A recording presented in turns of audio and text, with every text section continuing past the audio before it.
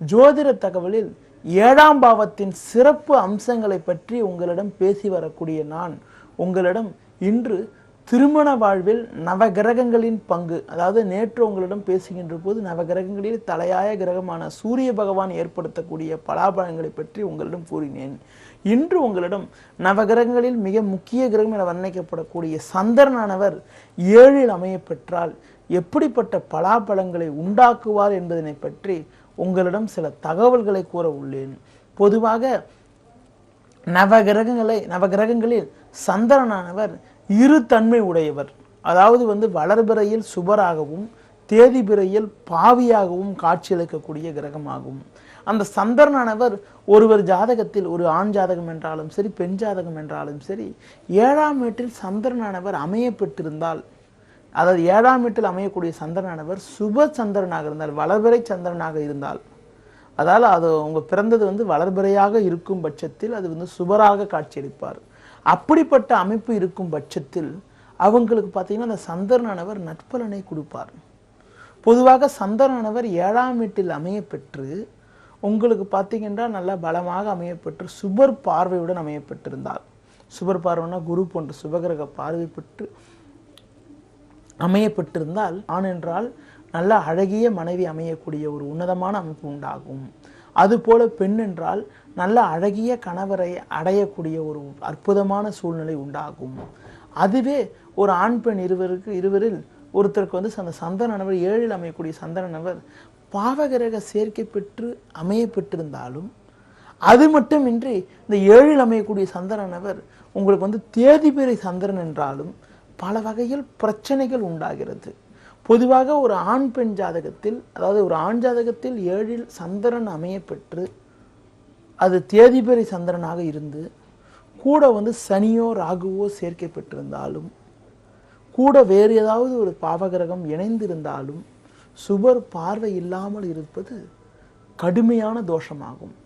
எப்படிப்பட்ட தோஷத்தை ஏற்படுத்தும் என்றால், சந்திரனானவர் 7இல் அமைகின்ற பொழுது, ஒரு ஆண் ஜாதகத்தில் சந்திரனானவர் 7இல் அமைகின்ற பொழுது அவருக்கு வரக்கூடிய மனைவியானவர், மனைவின்னு சொல்றதோட திருமண வாழ்க்கையில் இணையக்கூடிய அந்த பெண்ணானவர் கண்டிப்பாக ஏதாவது ஒரு வகையில் பாதிக்கப்பட்ட பெண்ணை, அதாவது பார்த்தீங்கன்னா காதல் தோல்வி, உங்களுக்கு பார்த்தீங்கன்னா வாழ்க்கையை இழந்த பெண்ணை, வேறு ஒரு நபரால் பாதிக்கப்பட்ட ஒரு பெண்ணை திருமணம் செய்யக்கூடிய ஒரு சாதகமற்ற சூழ்நிலை உண்டாகும். அதுபோல ஒரு பெண்ணின் ஜாதகத்தில் 7இல் சந்திரனானவர் பாவகிரக சேர்க்கை பெற்று அமைய பெற்றால் அவங்களுக்கு பார்த்தீங்கன்னா அமையக்கூடிய வாழ்க்கையானது உங்களுக்கு அவ்வளோ சிறப்பாக இருக்கிறது இல்லை. அதாவது 7இல் சந்திரன் அமைஞ்சி பாவகிரக சேர்க்கை பெற்ற பெண்களுக்கு 2ஆம் தாரமாக செல்லக்கூடிய ஒரு அவலநிலை கூட உண்டாகிறது. இந்த மாதிரி சூழ்நிலையை சந்திர பகவான் ஏற்படுத்துகிறார். பொதுவாக சந்திரனானவர் 7ஆம் வீட்டில் பாவகிரக சேர்க்கை பெற்று இருப்பது அவ்வளவு சிறப்பு இல்லை.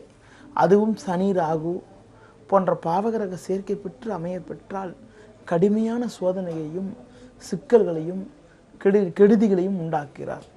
பொதுவாக பார்க்கின்ற பொழுது சந்திரனானவர் உங்களுக்கு பார்த்தீங்கன்னா குரு போன்ற சுபகிரக பார்வையுடன் இருப்பது மிக சிறப்பு. மற்ற பாவகிரக சேர்க்கையுடன் அமையப்பட்டு இருப்பதும், அதாவது கிரக சேர்க்கையோட பொதுவாக 7இல் அமையக்கூடிய கிரகம் ஒரு கிரகமாக இருந்தால் நல்லது, கூட 2-3 கிரகங்கள் இருந்தால் அவ்வளவு வாழ்க்கை அவ்வளவு சிறப்பாக இருப்பதில்லை.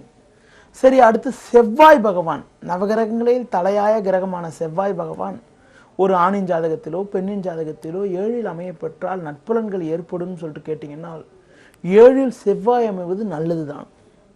பொதுவாக சந்திரனானவர் செவ்வாயானவர் 7இல் அமைய பெற்றால் செவ்வாய் தோஷம் இருக்கும் என்றாலும், 7இல் செவ்வாய் அமைவது செவ்வாய் தோஷம் என்றாலும், செவ்வாய் தோஷம் உள்ள வரனுக்கு ஒரு பெண் ஜாதகத்தில் 7 செவ்வாய் அமையப்பெற்றாலும், ஆண் ஜாதகத்தில் செவ்வாய் 7இல் அமையப்பெற்றாலும், வரக்கூடிய வரனுக்கு 2, 4, 7, 8, 12இல் செவ்வாய் இருப்பது போல் அமையப்பெற்ற ஜாதகத்தை திருமணம் செய்கின்ற பொழுது மன வாழ்க்கையானது சிறப்பாக இருக்கும். சரி, பொதுவாக 7இல் அமையக்கூடிய செவ்வாய் எப்படிப்பட்ட பலாபலங்களை உண்டாக்குவார் என்று கேட்கின்ற பொழுது, பொதுவாக 7இல் அமையக்கூடிய செவ்வாயானவர் உங்களுக்கு பார்த்தீங்கன்னா நட்பு கிரக சேர்க்கையுடன் அமையப்பெற்று நட்பு கிரக சேர்க்கை பெற்றிருப்பது சுபர் பார்வை பெறுவது நல்லது. அதுவே பாவகிரக சேர்க்கப்பட்டிருந்தால் வாழ்க்கையில் சோதனைகளும் சங்கடங்களும் உண்டாகும்.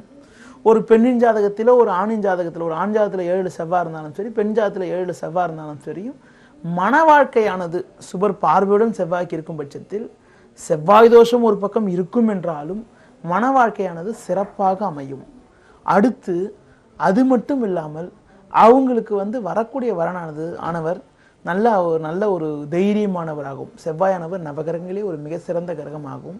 தைரியமான ஒரு மனைவி அமையக்கூடிய அமைப்பு, பெண் என்றால் தைரியமான கணவர் அமையக்கூடிய ஒரு அற்புதமான அமைப்பு உண்டாகும். அது மட்டுமின்றி நல்ல கலராகவும் நல்ல ஒரு குணவதியாகவும் இருக்கக்கூடிய ஒரு மன வாழ்க்கை துணையானது அமையக்கூடிய ஒரு உன்னதமான சூழ்நிலை உண்டாகும். அடுத்து பார்த்தீங்கன்னா பொதுவாக 7 செவ்வாய் மட்டும் இருந்தால் சிறப்பு. அதுவே கூட சனி, ராகு, கேது போன்ற பாவகிரகங்கள் சேர்க்கப்பட்டிருந்தாலும் செவ்வாயுடன் சூரியன் இருந்திருந்தாலும் வாழ்வில் சில சோதனைகளும் சங்கடங்களையும் உண்டாக்கக்கூடிய ஒரு அனுகூலமற்ற பலன்கள் ஏற்படும். நேயர்களே, நவகிரகங்களில் சந்திரன் செவ்வாய் 7ஆம் வீட்டில் அமைய பெற்றால் எப்படிப்பட்ட பலாபலன்கள் ஏற்படுகிறது என்பதனை பற்றி உங்களிடம் சில தகவல்களை இன்று கூறினேன். நாளை உங்களிடம் பேசுகின்ற போது வேறு பல தகவலுடன் உங்களை சந்திக்கிறேன். நன்றி, வணக்கம்.